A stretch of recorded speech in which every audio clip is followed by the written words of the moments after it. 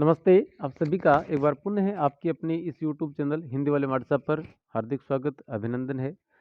साथियों, हम कक्षा 12 के विषय हिंदी अनिवार्य जो कि चारों फैकल्टीज़ के लिए काम का है, इस विषय की पाठ्य पुस्तक आरोह भाग 2 के छठे पद्य खंड के छठे पाठ उषा नामक कविता बहुत छोटी लेकिन बड़ी महत्वपूर्ण जो कि शमशेर बहादुर सिंह के द्वारा लिखी गई है। इस पाठ पर चर्चा करेंगे। आज हम शमशेर बहादुर सिंह के जीवन परिचय और इस कविता के प्रश्न उत्तरों पर बात करेंगे। कवि परिचय देखते हैं कि कवि शमशेर बहादुर सिंह का जन्म वर्ष 1911 में देहरादून में हुआ। हिंदी और उर्दू भाषाओं पर समान अधिकार के कारण वे स्वयं को हिंदी उर्दू का दो आब का अर्थ होता है दो नदियाँ भी कहते थे। आपकी पहचान विचारों के स्तर पर प्रगतिशील या तरक्की पसंद तथा शिल्प के स्तर पर प्रयोग धर्मी की रही है। मतलब आपके विचार कैसे हैं? प्रगतिशील है। और आपकी कविताओं की जो शिल्प है, बनावट है, जो रचना है, वो किस प्रकार की है? प्रयोग धर्मी, मतलब नए नए प्रयोग करते रहे हैं आप। आपकी कविता में प्रेम, पीड़ा, संघर्ष व सृजन की अनुगूंज स्पष्ट सुनाई देती है। आप हिंदी व उर्दू के साथ-साथ स्थानीय बोलचाल के शब्दों का इस्तेमाल भी करते थे।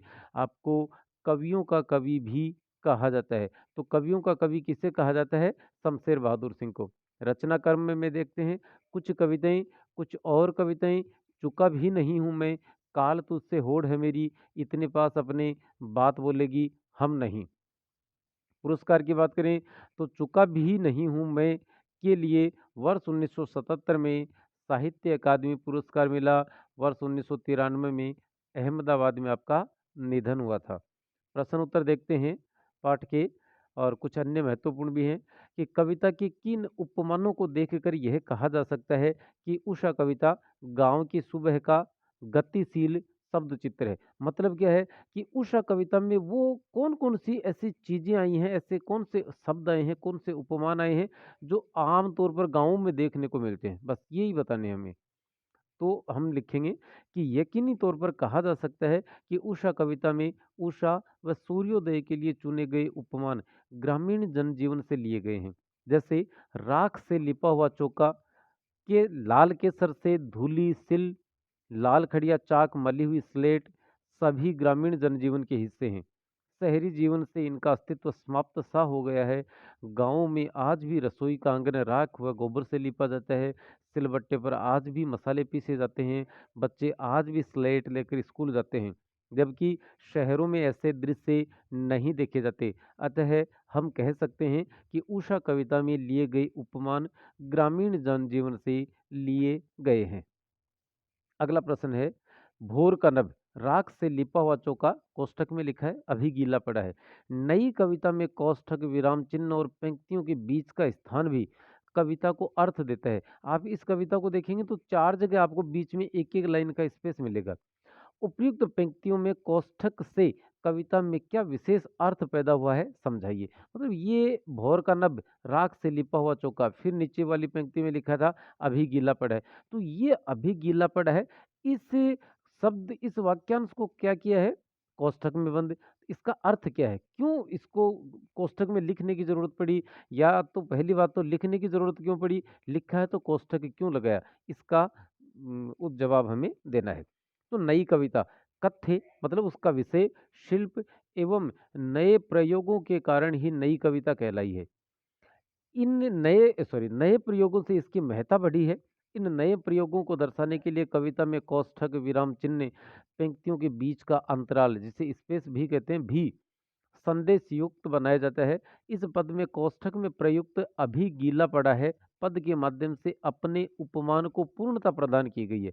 कवि ने राख से लिपा हुआ चौका और अभी गीला पड़ा है, मतलब उसका रंग है। हम पूर्व दिशा के आसमान की बात कर रहे हैं, तो अभी गीला पड़ा है कि गीला चौका कैसे होता है, ठीक वैसा वैसा रंग किसका है? आसमान का।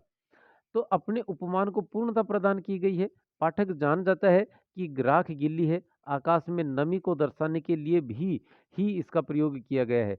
ऐसे ही प्रयोग कैमरे में बंद अपाहिज कविता में भी देखने को मिलते थे, जिनके कारण कविता का पूर्ण भाव स्पष्ट हो जाता है। अगला प्रश्न है, स्लेट पर लाल खड़िया चाक मलने के बिंब से कवि किस प्राकृतिक दृश्य को प्रकट करना चाहते हैं? मतलब स्लेट काले रंग की, लाल खड़िया चाक मलदी, मतलब सारा कुछ ऐसा-ऐसा हो गया लाल-लाल सा। तो इससे कौन-सा प्राकृतिक सौंदर्य प्रकट करना चाहते हैं? तो अंधेरे से युक्त आकाश का रंग काला दिखाई देता है और सूर्योदय से पहले पूर्व दिशा सूर्य किरणों के कारण लालिमा से युक्त दिखाई देती है। कवि ने आसमान के काले व लालिमा को बच्चों के जीवन से जोड़ते हुए आकाश को स्लेट और लालिमा को लाल खड़िया चाक के बिंब के रूप में प्रदर्शित किया है। चौथा प्रश्न है, जादू टूटता है इस उषा का अब। उषा का जादू क्या है और वह कैसे टूटता है? तो सूर्योदय से ठीक पहले का कुछ समय जादू से भरा होता है। प्रतिपल आने वाले बदलावों को ही जादू कहा गया है।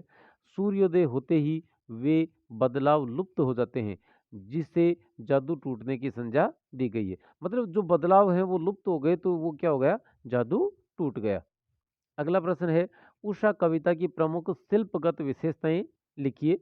तो उत्तर लिखेंगे कि उषा कविता का कथ्य प्रातः काल की पल पल बदलती प्रकृति का मनोहर रूप है। प्रकृति के बाहरी चित्रण को प्रदर्शित करने के लिए बिंबों का सहारा लिया गया है। बिंबों के प्रयोग से कविता सजीव हो उठी है। भाषा भी सरल, सहज व सुबोध प्रयुक्त की गई है।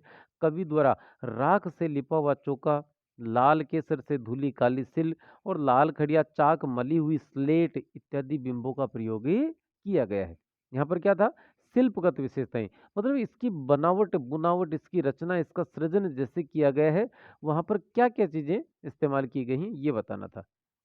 अगला प्रश्न क्या है कि शमशेर बहादुर सिंह की कविता उषा नवीन बिंबों व उपमानों का जीवंत दस्तावेज है। मतलब इस कविता में या उषा कविता में नए बिंब और नए प्रतीक या उपमानों का भरपूर प्रयोग हुआ है। इस बात का साक्ष्य हमें इस कविता के माध्यम से देना है, वही करना है।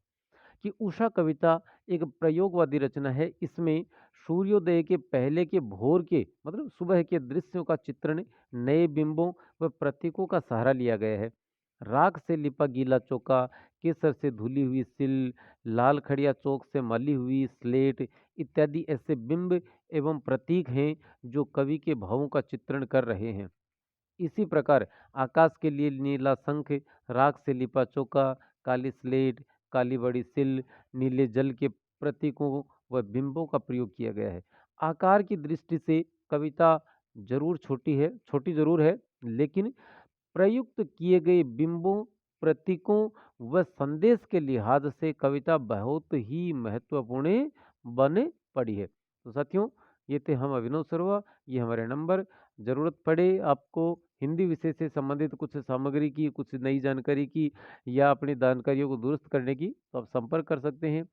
और नए थे तो सब्सक्राइब कर सकते हैं।